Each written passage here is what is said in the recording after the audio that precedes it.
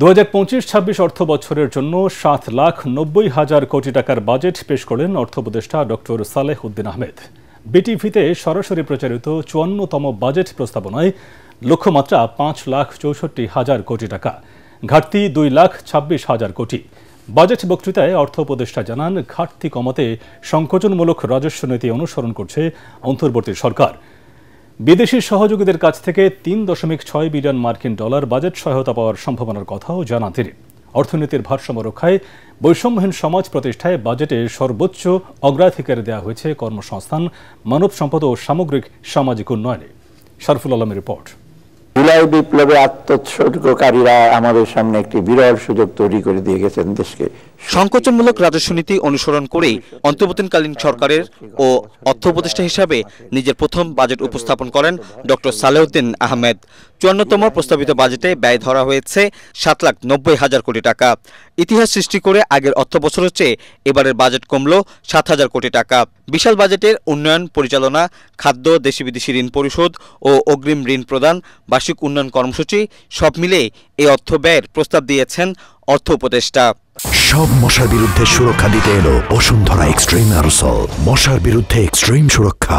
আপাতত প্রবৃদ্ধির গতিবৃদ্ধির পরিবর্তে অর্থনীতির ভিত মজবুত করার দিকে আমরা অধিকতর মনোযোগ দিচ্ছি। এই শক্তিশালী ভিত্তি হবে আগামী বাংলাদেশের বিনির্মাণের সোপান এবং সকল স্তরে বৈষম্যহীন ব্যবস্থার নিশ্চয়তা প্রদান হবে আমাদের মূল লক্ষ্য। উচ্চ মূল্যস্ফীতির মধ্যেই এনবিআর এর রাজস্ব লক্ষ্যমাত্রা বাড়ানো হয়েছে। আসছে অর্থ বছরে রাজস্ব আদায়ের লক্ষ্যমাত্রা ধরা হয়েছে 5,64,000 কোটি টাকা।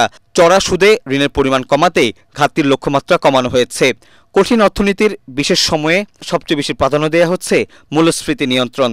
দেশীয় শিল্পের বিকাশে বিশেষ গুরুত্ব দিয়ে বরাদ্দ বাড়ানোর প্রস্তাব করা হয়েছে কর্মসংস্থান ও সামাজিক সুরক্ষা খাতে।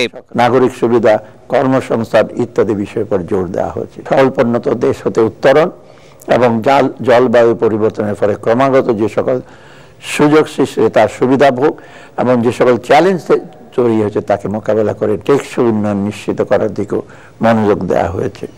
মেগা প্রকল্প না থাকায় উন্নয়ন ব্যয় 2,45,000 কোটি টাকা ধরা হয়েছে, যার মধ্যে এডিবিতে যাবে 3,30,000 কোটি টাকা। বাজেট বক্তৃতায় সংস্কারের অংশ হিসাবে কমিশনগুলো কাজ করছে জানিয়ে অর্থ উপদেষ্টা চলতি অর্থ বছরের সম্পূরক বাজেট উপস্থাপন করেন। এর আগে 2025-26 অর্থ বছরে 7,90,000 কোটি টাকার বাজেট অনুমোদন করে উপদেষ্টা পরিষদ। প্রধান উপদেষ্টার তেজগাঁও কার্যালয়ে অনুষ্ঠিত উপদেষ্টা পরিষদের বৈঠকে এই অনুমোদন দেয়া হয়।